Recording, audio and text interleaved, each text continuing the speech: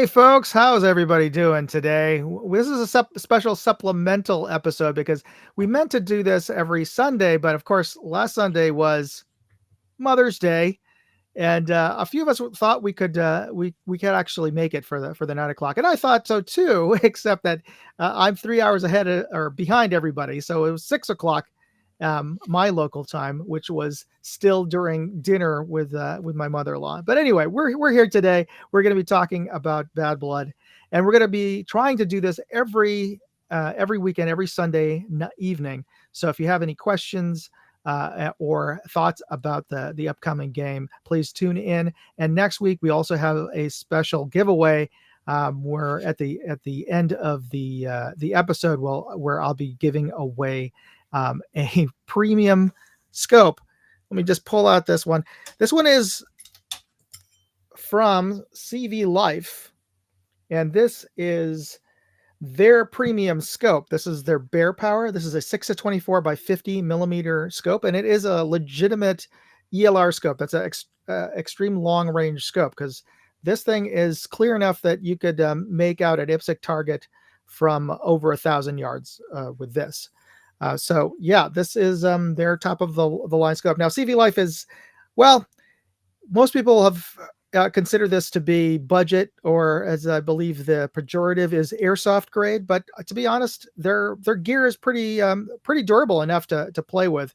And this is their first scope that I would consider pretty decent. It is certainly a true ELR scope in terms of the reticle and its build quality. So I'm going to be giving away one of these. CV Life has agreed to send the winner one of these. So all you have to do is comment on my original review video of this scope and send me a screenshot, and you can find all the details at moondogindustries.com/contest. But we'll be giving this away at the end of next week's live stream. And to my immediate left, we have Ian, my co-host. Good evening, everyone. How are you? So we got folks. Ian is the co-producer, or the co-general manager, game manager of Bad Blood. So he's been working on Bad Blood for, what was it, over 10 years now, right? This is my 11th year participating in some way, shape, or form. Yeah. Yeah. So Ian's been my right-hand man and right screen man for over 10 years. Oh, hey, we got Matt joining us. Hey, Matt, thanks for joining us on the side chat. And if you have any questions, please join us on the side chat here Yeah, I'm today. actually gonna leave the chat on screen because my idea was actually let's do a bit of a Q&A. Mm-hmm. We can really hear from what everybody wants to ask, because we've got all the different planning groups, and we've got a couple Facebook community chats that were created by our streaming service here magically, which was really kind of cool. And people started to use them. So yeah, if you got any questions, feel free to ask it here, and we'll try and get to everything. Do we have any questions left over from last week that you recall? I mean, there's a bunch that are in the chat right now. Majority of them are to deal with FPS and Jules understanding. So I figure we're gonna have to bring that up a couple times today. Mm-hmm. Let's get a couple of links up. There's a couple of charts, and again, these are, I mean, joules and FPS and weight. I mean, it's all physics. So I've got the one that Joker and Virtue like to use, and I feel it's the easiest to kind of really comprehend what we're trying to say. Mm-hmm. So the way we're going to be doing Bad Blood this year is we're using 0.32 gram BBs, and we're going to max out at 1.55 joules. So for this chart, let's just say 156, right? Mm-hmm. So that's going to put you right here in the 410/156 joules line for all of your standard weight BBs. So if you're used to shooting with 0.25s, that's at 367 FPS. That's well over 400 FPS with 0.2s, which was the original standard for BBs. So yeah. Yeah. And a lot of the questions and comments I've been seeing the past few days is because we know that people like to get new stuff from Evic or whoever they go through.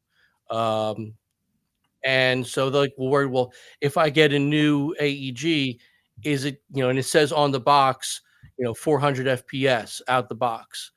Okay, that generally means with point two O's.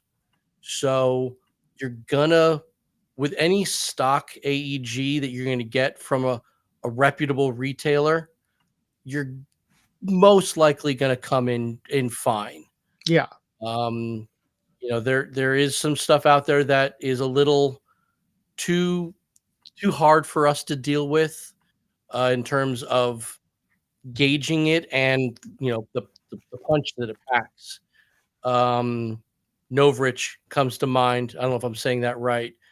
I know that his custom sniper rifles use a non-standard size BB that we can't we can't gauge. So it's something we just, unfortunately, I know some people really like that platform. We can't use it because we can't safely gauge it. It's just it's too strong, it's too powerful, and it's not a standard BB that is recognized by what we're trying to do. Yeah, and there, there's things that are out of our control, like insurance, Well, and what they will cover. There's also other things that we want to keep in mind here is that this is as a milsim light is what we've often, always called this, and it really is sort of to prepare you for more hardcore milsims, and they have even more stringent rules. But one of the things is we try to comply. We try to align ourselves with the FPS and gear requirements that they have. And if you can't meet these requirements, you're never going to be able to get into those bigger, more expensive and much more serious games. So yeah, absolutely. Yeah. yeah, Yeah. So we've done our best to kind of align our basic guidelines with what the nationals are doing nowadays. And it works. It's because like you just said, it then gets you prepared to do some of those. I'm not going to say bigger because nothing's bigger than what we're trying to do. yeah, in terms of Those size of a number of players, different style events, which might be a little more, um, what's the word? Hardcore, elaborate. Yeah, elaborate. Like much more heavily, more requirements. Things like that. Bad Blood it's a fun game. It's a charity game. We're here to just have a good time. It was never, I'm going to say never, but it's not it's not your standard milsim game. This year we're trying to bring in more milsim elements, but it's still a gigantic pew pew fest. Everybody knows that. That's what everybody wants, and that's fine. But if you can get your gear in alignment with what we're trying to do, we can guarantee you it's going to get you in line with these other national games and even your local fields. Local fields are starting to get on those same bandwagons too of making sure everything is kind of even across the board. So absolutely. there's It's nothing wrong with standardizing. I mean, like everybody's got to be a little bit different, and that's great. But there's nothing wrong with having a standard. This is where we're at, and this is where it's going to be, and everybody's doing that. So why not? Yes, and one of the things that we all like to do is just hone our skills. And so, if we have a baseline, then everybody's starting from an even playing field. Now, one of the things that this might be actually a good transition to one of the side topics we have, since we're and if you have any more questions, please post this up. But we'll get to your questions next. But we're talking about being more milsim. We've tried to introduce some more milsim elements to Bad Blood in the past, and one of the side topics I wanted to introduce is some of the failed attempts to be more milsim. Yeah. And one of the ones that came to mind was when I had the idea to make it so that only players that brought squad automatic weapons would be allowed to fire full auto, and that everybody had to fire in semi-auto otherwise, which it tries to simulate why armies have light machine guns at all.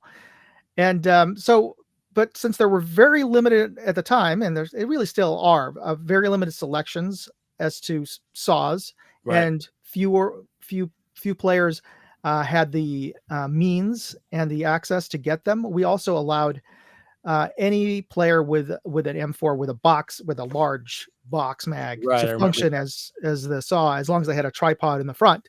So we allowed that. But then what ended up happening is we'd constantly get reports from players on the radio constantly saying there's somebody cheating. He has an M4. He's firing in full auto. And then we'd spent most of the game just running down all of these reports. Right. And it's possible that none of them were valid, that all of them were actual saws that looked like M4s, because they're essentially, and that all these were erroneous reports, or we could have had players cheating. Anyway, that's the reason why we didn't end up doing this. And that was pretty much a failure. But there are Milsim games where they do have those kind of rules. Oh, sure, absolutely. Yeah. And the especially the ones that are founded and run by veterans, or have at least veterans on staff, they know how to handle that kind of thing, and they kind of know what they're looking for, and the participants know what they're getting into, right? So with something like Bad Blood, everybody knows it's a full auto thing, and most people do also respect the fact that while it is, everybody can go full auto pretty much anywhere you want, you're not going full auto inside any of the structures. That luckily hasn't been a problem the past few years, which is nice. I think the fact that the tribals own the second floor of the castle has really helped that. That way we're not getting, some faction team who's just holding down the castle for an hour, blasting, full auto out the windows and over the ramparts. So that has kind of really cut back on that, which is nice. But if you are able to take the lower level of the castle, just remember it's semi only in there. Mm-hmm. And no firing directly up, Yeah, because right. No firing directly up. Mm-hmm. Tribals, no firing directly down. Yeah, it's but then we always still get the arguments of the mouse holing, right? Okay, well, I don't know if people still remember the term mouse holing, but the whole idea is if you can't fit your head through the opening, you shouldn't be shooting through the opening. That's the basic rule of thumb. Because there could be a little crack in the wood or something like that, and that's big enough to put your barrel through. That's not going to fly. That because then you've made yourself basically immortal, and that's not fair. Yeah. And nobody wants to be the guy to call out that guy, because then I got to go over and I got to yell at him, and I don't want to do that. Yeah, absolutely. There's a certain to Ian's point. There's a level of sort of fair play that we all have to exercise in this game, and it is, we're getting back to Ian's point. This game is all about having fun. Right. Okay. Now I think we got our first good question about this. I'm going to need you to explain to me which that is. Is that a drop-in for existing stuff, or is that one of his products that uses the larger barrel and the larger BB? Before we can answer that question.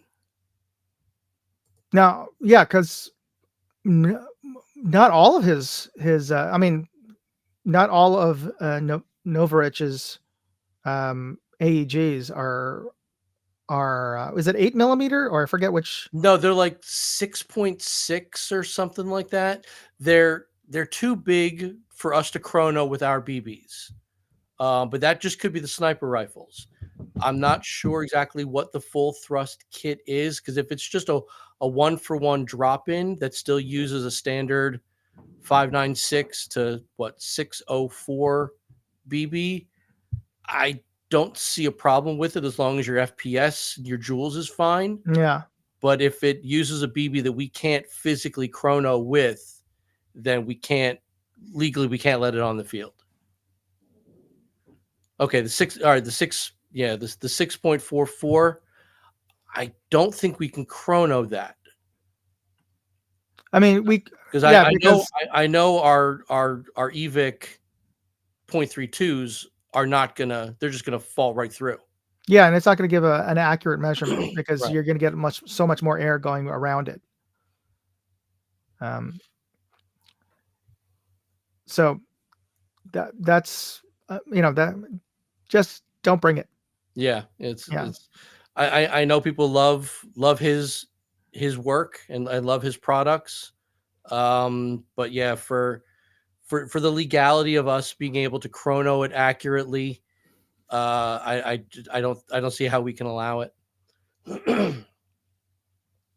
I think the pistol is okay. The Ye- SSP. Correct me if I'm wrong. I don't know. I'm not a user of his stuff, but I think it's the SSP 4 or something like that. I believe that's just basically just a really well worked pistol. So that one Yeah, would but I be would not for the bring it next. just because I'd be afraid of losing it at the That's field. it. Yeah, that So, too. Yeah. and I say that because everybody who brings at the Lost and Found, we're constantly being brought in pistols that have fallen out of somebody's holster. Yeah. Just from crawling around, running around. It's not that people are pilfering, but there's always that risk. But I'm just saying is that, you know, it's a long game. You're going to lose. It's very likely you might accidentally lose some of your gear just I from regular playing. I actually, as an on-field admin, generally carry a dump pouch with me for all the stuff people hand me to go take back to Yes. Lost and Found. I think was it 2 years ago where somebody found a dropped pistol as we called game on. So it's like, so if you're gonna bring a pistol, if you feel you need to have that secondary on you, get a lanyard. Just I don't care if it's just 550 cord and it's duct taped to the handle. Just yeah, just keep it on you Uh, because there, pistols. there's Smurfette. Yeah, Yes. because there's so much running around. There's so much movement.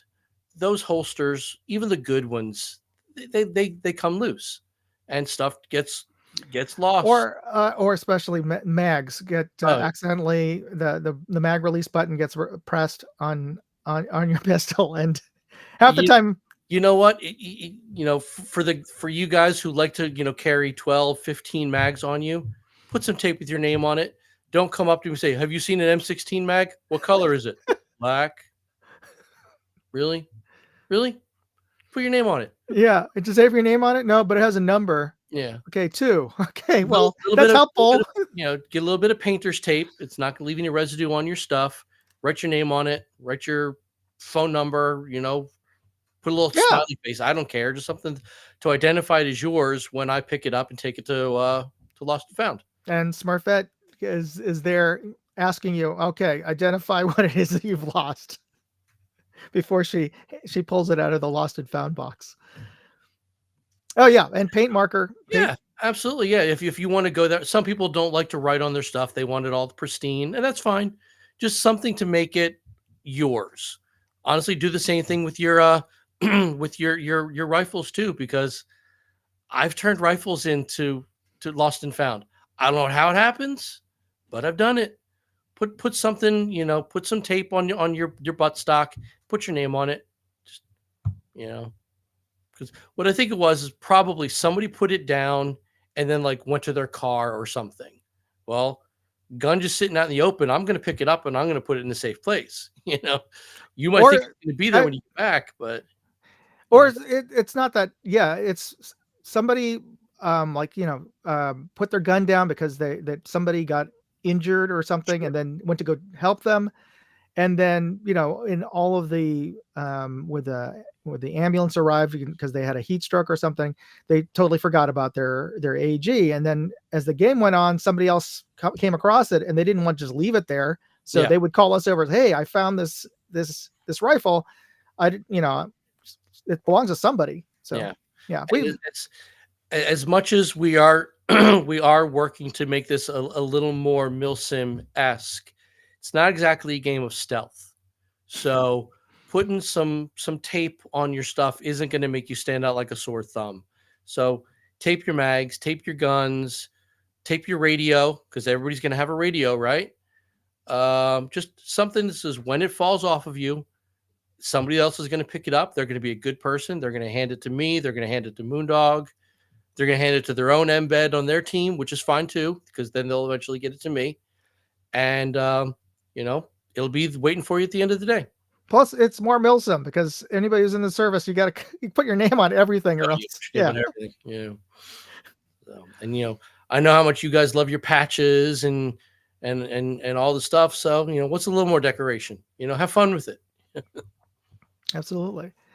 So maybe we should. I see a couple of folks. Just might be good to do a call out for everybody who's on the side on the chat. So Noel, hey, how's it going? Thanks for joining us. We've got Cruduck, Mark Thomas. He's going to be one of our new embeds. So good to have you on board. Smurf, we already saw your post earlier. She's one of our take-in staff, our Black Widows, our Airsoft Widows, as we call them. We got Dakota Burgess. We got Link Chen. Hey, Link is actually is part of Discovery Optics, and they're the ones who are going to be. I'm going to be giving that I gave away the scope. So it's been 2 weeks now. Amazing scope, the EDPRS, and I'm testing out a new scope from them that is got a wired reticle. And actually, Mark, who's on the chat, he's going to be testing it on his muzzle loader. He built a tactical muzzle loader. So I remember we tried that for, what was it? Was it Tantalum Contract? Oh, no. It was a whole series that I started. It was historical. So we did muzzle loading airsoft. Where it was a special game where I tried to do different eras of firearms. So we started with muzzle loading and doing firing lines abreast. So yeah, it kind of worked. You had to load the BBs through the barrel. Yeah, and then you just shoot them. The cleaning rod to push it down into the hop up. Yeah, I remember. Yeah. And then we went into World War I, where everybody had to fire semi only, and then moving into World War II and the modern era. And so moving on, we got Ryan, and we got Rosalinda, and we got Jamie JH586, and we got Tim S, and Matt Rush. And Matt Rush, yeah. Yeah. And all right. Yeah. So thanks everybody for joining in on here. Okay, so we got one other vote of support for Discovery. Yeah, really excellent scope, and just in my conversations, they really are taking suggestions from valid input from folks about what makes scopes work and what doesn't. Like the fact that they came out with this new scope that the MS series with a reinforced reticle, and their thought was, they were asking me if it worked for break barrel air guns. And I don't know if for those of you who know, they're like super beefed up BB guns that we, the pump BB guns as a kid that we had, except that these can fire 22 caliber or 25 caliber pellets. So they're meant to be hunting. I thought those were 17. The standard ones are 1.7, but then you can get hunting big bore break barrels that are 22 caliber and 25 caliber. So that you can go. I've seen videos of hunters actually taking down suckling pigs. And they're still air powered? Yeah.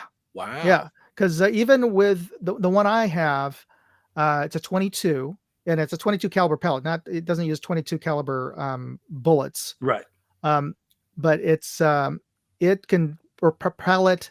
I've pronoed it at just over 1,000 feet per second. Wow. So this is technically right at transonic speed with that pellet. Anyway, the thing is, because it functions kind of like a Springer, you have to cock the barrel and cock the spring, and then the spring, you've got the air going out, so you have the slight recoil of the air being pushed out by the piston, but then you've got the slam of the piston hitting the cylinder, which causes it to move forward. Sure, You've sure. got that back and forth movement with this big heavy um, air gun, which is the heaviest rifle I own. It's heavier than my real steel, and it they're notorious for destroying scopes. Even like, pick your high end scope, your Leupold or whatever, a Vortex, and it'll just shake them because most scopes are reinforced only going one direction, which is with the recoil of a rifle. So Right, this is shaking back and forth. So it's the anyway. So Discovery built a reinforced scope, but unfortunately, it's got a fixed parallax at 100 yards, and most airgun hunters don't go for things at 100 yards away. yeah. So yeah, it's kind of problematic because I usually for airgun competitions, it's 10 yards, it's 10 meters Okay. for Olympic airgun competitions, and for most hunters, from what I understand, they seldom go past 20, typically around 25 to 30 yards to take game. Small squirrels and Mm. and small ground birds, but never more than 50 yards. So having a parallax on a scope that goes down to 10 yards is definitely needed if you're going to be hunting with an air gun. Sure. So Oh, that yeah. sounds great. All right. So let's see if there. Oh yeah. Mark says there are even 50 caliber air guns. So yeah. I don't want to know what I understand what you're saying about, with the spring back and pushing the I don't know what you want to call it, the chamber forward to do something 50 cal at air. No, I don't want to be on the receiving end of that. Yeah. Well, so I think those are PCP. So I don't know if there's an actual brake barrel that's 50. Is there? Who knows? There might be.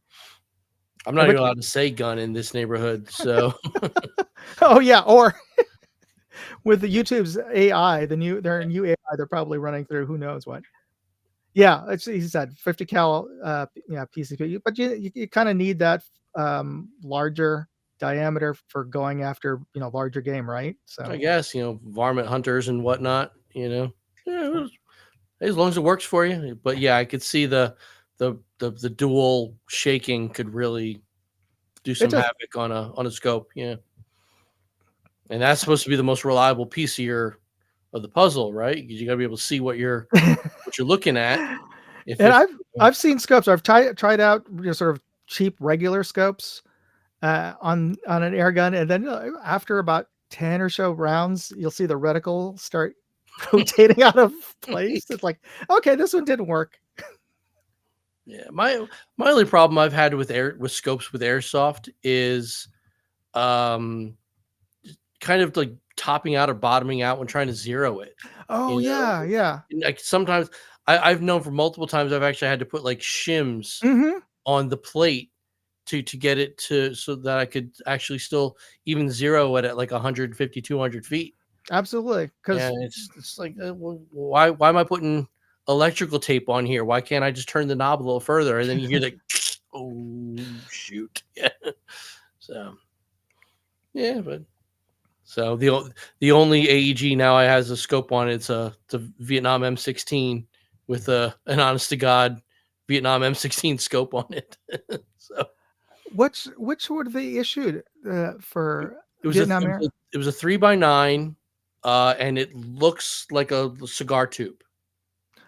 And it actually clamps down to the hole. It clamps down to the hole in the carry handle. Yeah. Got it. Okay. Yeah, I've seen now it just triggered the memory in terms of the photos of that. It's completely useless for airsoft, but it's great. Well, those are only like what are they? Are they 3 power? Yeah. Yeah. So that's not bad for airsoft. Yeah, but it's good to use as basically, mounted monocular. You know what I mean? Like you're not for what we're trying to do with Vietnam airsoft. It's not really gaining you anything. It's just good for sighting. You're not combat wise. It's not helping you at all. But it's nice to have. So. Well, it's all about the gear and the realism. Well, it's a LARP. No, sure, yeah. I mean, the first red dot scopes came out of Vietnam, It was Mhm. literally meant for you to, and it was a solid piece. It Yeah, where wasn't, the big tubes, right? but it was solid. You couldn't actually see through it. Oh, I It didn't was realize that. there was a red piece of plastic facing you, and you were meant to look at it with Your both eyes both open, eyes open, yeah. and that way it kind of created that fake red dot on your target. It worked well, but a lot of people can't figure out how to keep both eyes open when looking through a scope. I Takes a know, little practice, guys, but it's not that bad after a while. I still do that, just because I've been starting to do a lot more reviews, and all the optics companies are, I mean, well, are sending me out LPVOs, which I never really had an interest in before they started sending them out to me. Um, and yeah, the I was the range master over at the sheriff's office was reminding me, both eyes, both Mm. eyes. It's like, oh, you're right, yeah. Yeah, it takes a minute for your brain to adjust, but once you get used to it, it's sort of like learning to even just go prone, a prone shooting position. You know, it takes a minute for your brain to figure out what it is you're doing, but once you start doing it, you get used to it. You realize, why wasn't I doing it this whole time? So yeah, any of you guys who are using any kind of scope, yeah, make sure you keep both eyes open, and especially for something like Bad Blood, because there's movement everywhere. If you're forcing yourself literally into this tunnel, you have no idea what's going on around you. So if you got a free eye open, you at least get some movement, but you're still on target through your scope. It's. This is definitely a game where situational awareness is, you have to have Oh it yeah, all the time. yeah, Because most have gotten into the habit of, most just about almost every other airsoft game you go to, you've got your starting position, that's your back. You really don't have to watch your six right. unless you're going really deep into enemy territory. So you always know that direction is where I came from. I don't Yeah, have to worry about it too much because the guys who are respawning are coming from behind me. But with Bad Blood, it's coming from all directions. There is no rear. yeah. And the Yeah. thing the thing to also keep in mind in Bad Blood, like I don't watch airsoft videos, but I do watch airsoft cheater videos. Okay. Um, and the biggest thing is, okay, well, I didn't see who shot me, so I'm not going to count that. You always get that guy, right? But when you're literally on EMR, you're surrounded, especially if you're in the middle of the field, you're surrounded. So you're going to be taking shots from all directions. Just because you didn't see who shot you in the back, you got shot in the back. Call it triage. You'll be back in a few minutes. It's not the end of the world. But yeah, I love the videos where the guy, like the guy with the scope cam, he's looking right at the guy, hits him square in the nuts, and he doesn't call it because he didn't see it. Oh, don't don't be that guy. Absolutely. So we got a question out here from Noel. You know what? So this question is: speaking of LPVOs, I feel like I'm looking for a unicorn, a 1 to 8 first focal plane that has. Or I Reticle. guess it seems reticle. Reticle, you can see daylight bright under $300. I don't think it exists yet, only because when you are dealing, you can get a second focal plane that's daylight bright because they're using LEDs. The thinnest LED thread is embedded inside of the crosshair reticle, but you can't do that. Well, no, that's not entirely true. But you could use that kind of reticle with a first focal plane, but nobody makes it. You're absolutely right. But most of the times when you're dealing with a first focal plane reticle, they're floating reticles where you have just a crosshair or some sort of um, donut or horseshoe of death in the center as your aiming point, and that grows or shrinks depending on your magnification. But in those cases, you cannot embed a fiber optic cable in there because it's meant to be floating with no obstruction around it. So then I think they're using laser LEDs to illuminate the an etched reticle in the center, and only a few companies have either the proprietary technology or Doubt maybe it's those are in patented technology. I doubt any of those are in the sub 300 price. No, no, not that I found. I would love to see one. There's some that are fairly bright. I mean, even the baseline primary arms SLX, I think that I have. It's a 1 to 8. It's pretty bright. you know, at maximum. In fact, it's bright enough that I'm actually getting flares around the outer edge, so I never crank it up. I forget if it goes up to 9 or if it's 7 or 6, but I seldom crank it up all the way to the top just because I don't like getting that fringe of red. Okay. Oh yeah, so Link was saying, yeah, you can get daylight bright, but yeah, you're getting into bougie territory there, Link. If as he says, I think he meant Burns or Barris, maybe he typoed that. The ATACer and the NXX. No, Noel Burns is the user. Oh, sorry. No. So the Night Force ATACer and XA, those are daylight bright, but and the Smitten Bender and the Razor HD, but you know those are over 1,000, over 1,500. Some are, I think, a couple of those are over $2,000. So yeah, not not not affordable for most folks. That's when especially not you're airsoft. shooting real serious. Yeah. Okay. Oh, so IMT. Yeah, All right. I mean, so maybe they are out there. You know. I would like to see it. I think that's the biggest complaint I've had a couple of the budget, the under $200 LPVOs that I've tested, where you know they just weren't super bright. But to be fair, you know, we've been using optics for the last 15 years playing airsoft, or even, you know, for Easy. the folks who are in the military and law enforcement for longer than that. And only recently have we gotten real daylight bright. So those guys have managed to shoot very well up until this point without having reticles that bright. So yeah, it can be done. Okay, so Okay, question. that's a good question. That's a very good question. So we have Brandon asking, or Braden asking, maybe I missed it, but have we got an answer about whether or not gas pistols will be allowed for the zombie game? Yes, gas pistols are absolutely allowed for the zombie game, provided, of course, that they you know, meet the FPS limits. Yeah, this is part of the one of the Automagic chats that was created by Facebook, where you, Joker, and I differ on gas pistols. I am of the mindset that green gas pistols, whatever, you know, it is what it is. CO2 pistols, have always felt should be chronoed. Oh, okay. Sorry. I know, You're absolutely right. Sorry, I was thinking he meant gas blowback pistols, green gas pistols. and he very well may be, but I know this goes to the argument of CO2 pistols. Do they have to be chroned or not? I'm agreeing with you there because but I don't think Virtue and Joker agree. I don't. Sin, if you're listening, I don't want to put words in your mouth. I don't think he's been chronoing pistols for speed to get people in and out of line.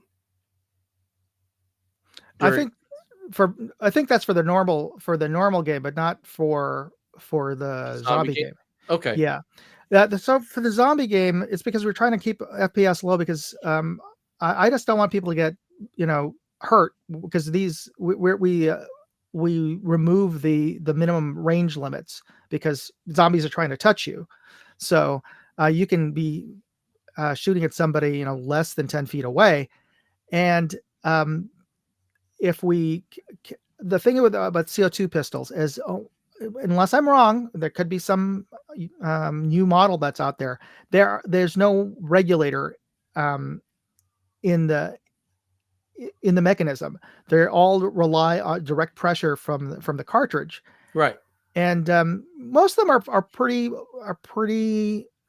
close to within the limits, but yeah, I've never seen a CO2 pistol out of the box that breaches FPF limits. I've owned them. Yes. Okay.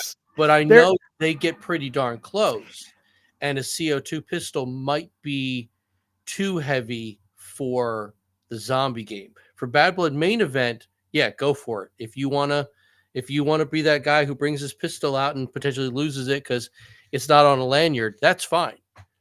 As long as, if we do chrono it, as long as it's under, the joule limit. But I think it's your standard CO2 pistol is going to exceed the joule limit for a low power zombie game. Yeah, and the other thing is because they're unregulated as the day. If it's a hot day, the pressure actually increases because it's all relying on the ambient heat to convert that liquid CO2 into gas. Yeah. So on warmer days, the FPS goes up. And to beat a dead horse, there was I've had a 1911 CO2 pistol that was not. I don't believe it was a blowback, but it was a non-blowback. But Okay. out of the box, I chronoed it 500 FPS. See, that's insane. Yes, it was crazy, and Yeah. I was like, oh, wow, this is totally not Yeah. safe. Because I've got a 1911 that can take green gas and CO2 mags. And during warm months, I use green gas. If I dare to go out in the cold months, that's when I'll use CO2. Yeah, yeah, Because obviously, you got the problem with green gas with propane and in the cold. But yeah, I'll take propane over CO2 any day. That's just me. I hate the little cartridges. They're freezing cold when you got to swap them out. I'd rather just get some Coleman gas and some silicone oil, and just be done with it. yeah. So I don't have that pistol anymore. I forget if I sold it or gave it away as a prize because I was just I never had a use for it. You know what? I was playing around with. I was thinking at that high FPS, maybe I could convert it into a sniper pistol, and I actually got a housing. you know Those sort what? of frame things. That's let's go that route just for a second. Yeah. Because I know we're gonna see those guys. I call them with the motocross t-shirts, with the HPA tapped pistols. Pistols aren't okay. With exception to like the M92A and stuff like that, pistols generally aren't full auto. Yeah. So, what do we do if somebody has created a sniper pistol? If it's bolt action, then Mhm. we could allow it, but I don't see anybody I make don't a see bolt anybody action. being crazy enough to try it, but there's going to be somebody out there who's going to try it now. But yeah, if you can figure out a bolt action pistol, that'd be kind of crazy. What I found with my 500 FPS CO2 pistol, it was not accurate. Oh, it can't be. I went to the extent of actually getting those race pistol frames Hmm. for it and put on a scope. But yeah, even though it was firing, I put a 0.3 gram BB, a heavier weight BB, but it was still landing all over the place, worse than my green gas pistol. So Yeah, just like it was useless. can't be accurate. And at that point, you started to wonder, okay, would I just waste my money on this thing? Like, Yeah. but yeah, but I love seeing some of those guys out there with the HPA tapped pistols that have an M4 mag in them. I'm like, Why? I guess because you know why what? not? I'm also from the geek nerd world where it was a big trend in like the late 90s, early 2000s to put Linux on anything, right? So like I knew guys who got Linux to run on like Dreamcasts and Texas Instruments calculators and stuff because they can. That's really the answer, because they can. So somebody figured out how to tap uh, an M4 mag. They got a high kappa to M4 mag sleeve converter, and they're like, okay, well here's my pistol. It's got it's got 190 rounds in it. Suck on this. Like, oh man, people are crazy. But you know what? It's their game. They have fun, and they're effective. So, but so's the guy out there with the spring tri-shot shotgun. Oh yeah. Why not? I forget which game. It was a smaller skirmish game, but I was actually nailing guys with a tri-shot shotgun more effectively than they were shooting at me with an AAG. Yeah. Because they would just miss me with the AAG I'm like, and because of the tri-shot, it was a wide enough area that I for sure got them. I mean, Yeah, they felt the hit.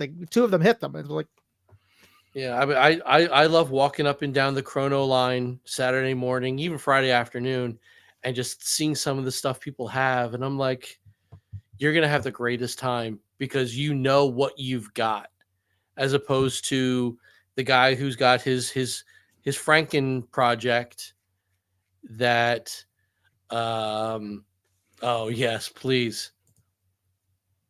Please, please, please. You know what? If you do that, I will pay for your entry fee next year. If you do that, it's on me. If you can HPA tap a smoke wagon, hand to God, what is a smoke wagon? exactly what it sounds like. There's two models out there. There's a chromed out one, and there's a blued one. Are we It's talking about a meat smoker? no, we're talking about a peacemaker.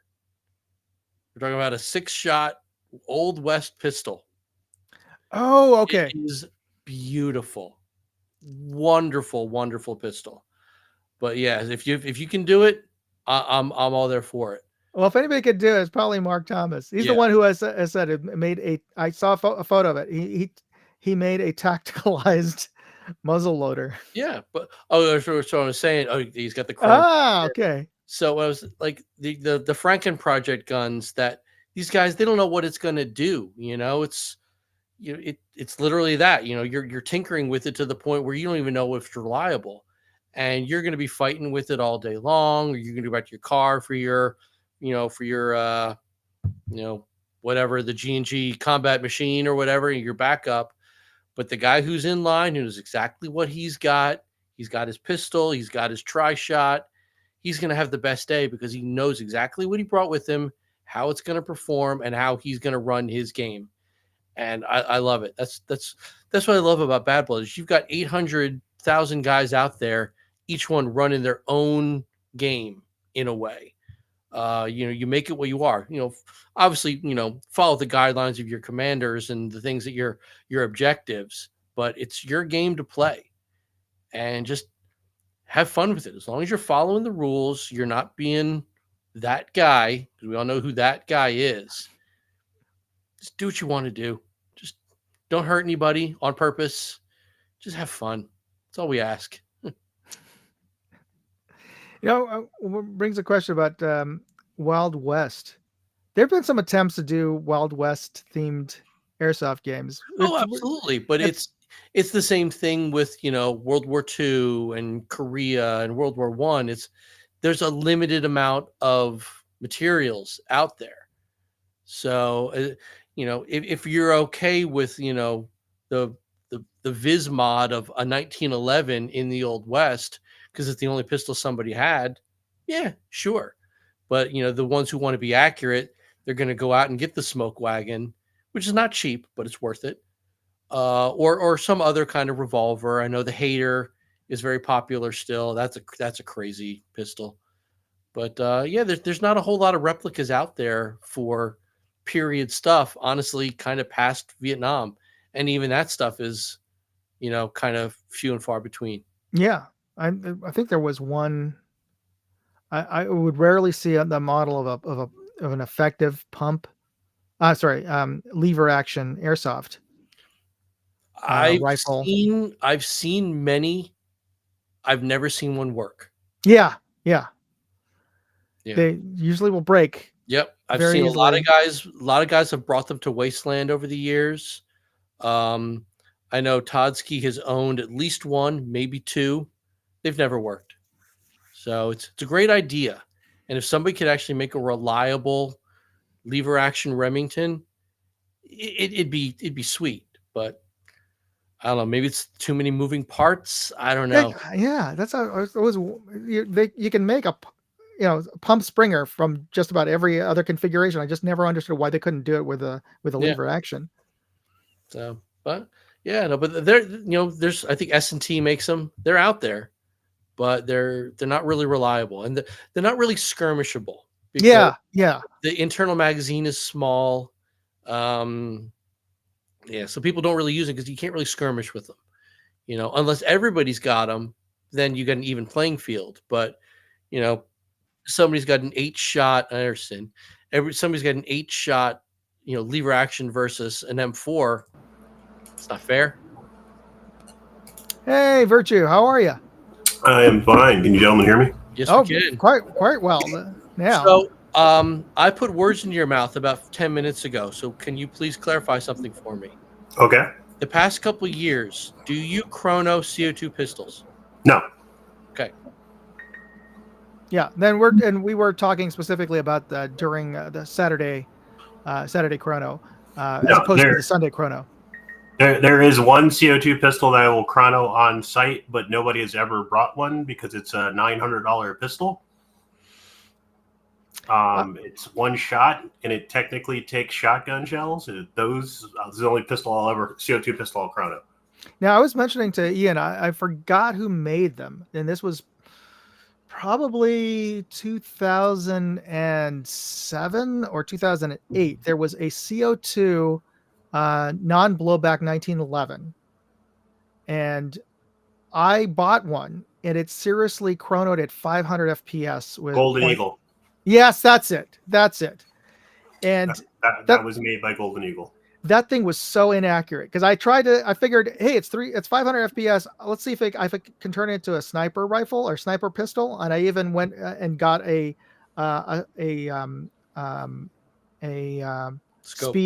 scope mount for it, for race guns, and attach it to it so I could get a scope on it.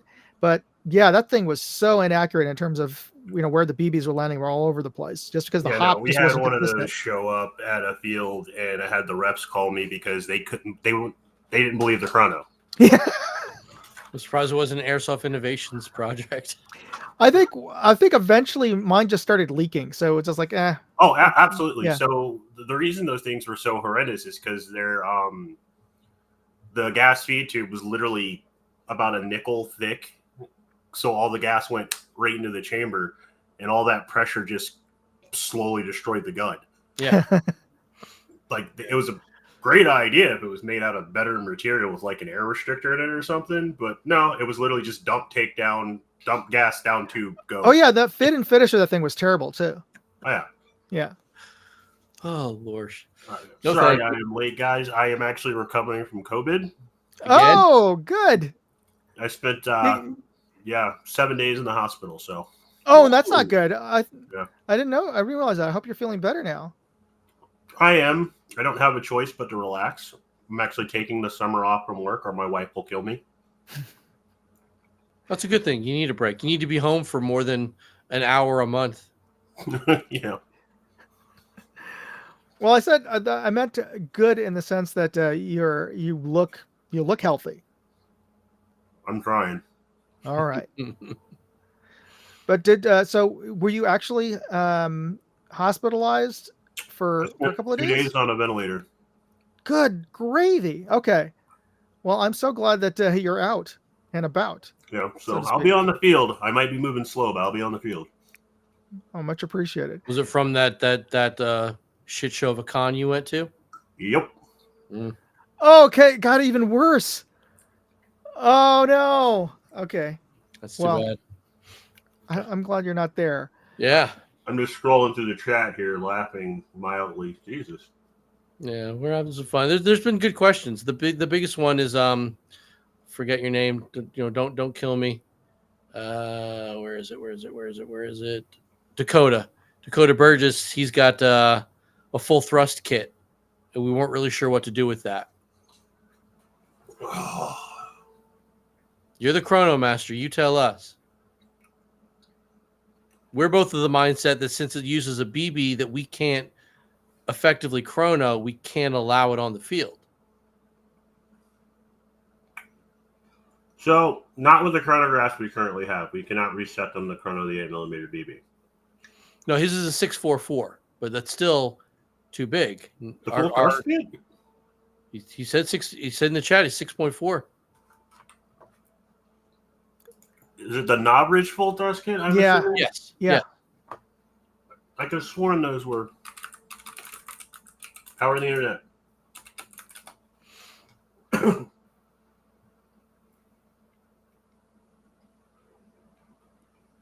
Okay. Yeah, so 6.44 millimeter. Yeah, but aren't our 5.96 We can't do partials. fall right through it, right? Yeah, we can't do partials on the chrono. I can adjust it to 6, 7, or 8. I can't do partials. Ah, So the math would be off with our chronos. Plus, I was thinking we'd get just that a little bit of air bleed around the if we used our BBs, it would not be an accurate reading. Yeah, I don't have a way to. Yeah, we don't. On those grounds, I'd say no. On the fact that the full crust kit is hot garbage, I would say no. So there's a good enough reason not to get one. But if you did, I'm sorry. Well, it's like I If think it they're works- like $90 now. When they first came out, he wanted like 150 for them. yeah. Well, if it works and he's and Braden is comfortable with it, great, as long as your field allows it. But Yeah, by all means, if you like it, go for it. Never let anybody talk negatively about the stuff you want to purchase for your own enjoyment. My opinions are my own opinions, and my opinion is based on the fact that that slight increase could be used. It could be the same results could be gained by using a heavier weight BB. sure, yeah, There honestly is zero actual advantage to it, and that's been tested repeatedly by several people, just to see what the big deal was, and it honestly just wasn't worth it. I've had to install them for clients, and we field tested and range tested, and it was just like, okay, you're different now. That's all that came out of this. What was the thinking behind the slightly larger diameter? money. So- You got to buy my proprietary stuff. Well, that's the marketing side of it. The quote unquote physics behind it that they were toting were it would give you better range and more volume behind the BB, which anybody that has a physics degree could argue that down into the ground, and anybody that's played airsoft for a long enough time knows use a heavier weight BB, get a tighter bore barrel, Yeah, same results. yeah. You want to go down. You don't want to go up. Exactly. Yeah. But that's what it was, and the video footage of them, the people on YouTube using it, was amazing because those guns were tuned. Mhm. Like they were tuned. Like of course the footage is going to be good because they don't show all the whiffs. It's like any other sniper airsoft video out there, not targeting Navi Boy, but pretty much all airsoft sniper YouTubers don't show their misses. Yeah, yeah. Oh, well, that's the point. That's You one of don't the get reasons I you don't get stopped views doing- when you miss your target. That's one of the reasons I stopped doing video footage because everybody's like, "Oh man, you leave in all your misses and all your screw ups." I'm like, "Yeah, Yeah. because I'm not John Wick." Yeah, we were talking about airsoft videos a little while ago, saying I generally don't watch airsoft videos, but I will watch airsoft cheater videos. Just because I just love the nonsense, the ridiculousness people think they're getting away with. I love and hate airsoft cheater videos at the same time. I hate the fact that they exist because Yeah. there's enough content for them to exist, if that makes sense. Yeah, That annoys the crap out of me. Like the new project we're filming for now is I want to show the other side of airsoft because there's more and more cheater videos. There's more and more rage videos coming out. But I've been to tons of events that have had wholesome and epic moments that nobody talks about, nobody gets on film. So we're trying to cut some of that footage together. Oh, that's shortly. good. that would Yeah, be that's nice. a great to see. idea. Yeah, Yeah. the lighter side of airsoft. Yeah, Well, yeah, because the sport, if you will, the game, whatever you refer to it in your own little world, we're all LARPing in the woods with toy guns. 100%. Got a really bad rap because of things like all these cheater videos. Yeah. Absolutely. But to your point, it's sort of a human nature, the sort of rage bait. Yeah, that's Yeah. Yeah, the race for more clicks. But I applaud your effort. I would love to see that. You know, I'm not allowed to edit any video this summer under pain of my wife beating me. Well, that's pretty low physical effort. I'm not allowed to do anything stressful or to even talk about work. No. Hi, dear. See, she sensed it. Good for you. You need a break. Can I steal some nacho cheese? Yes, dear. Thank you. Can you throw me my bag? Yes. But like I haven't even like unloaded my walls. Not even back up from the last airsoft event. Everything is still in the garage. I'm not allowed to do any actual work, or she will kill me. Because part of the COVID was stress. It hit me. No work. Yes, dear.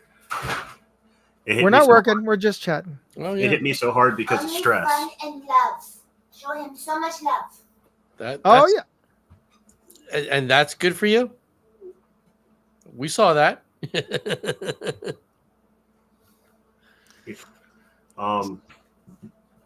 But yeah, no. Talking to the doctors and everything else, one of the reasons it hit me so hard was stress. My immune system was down because I literally don't, like you said, I barely ever take a day off. Yeah, that's what I said. When's the last time you actually had 24 hours of not either traveling or working an event?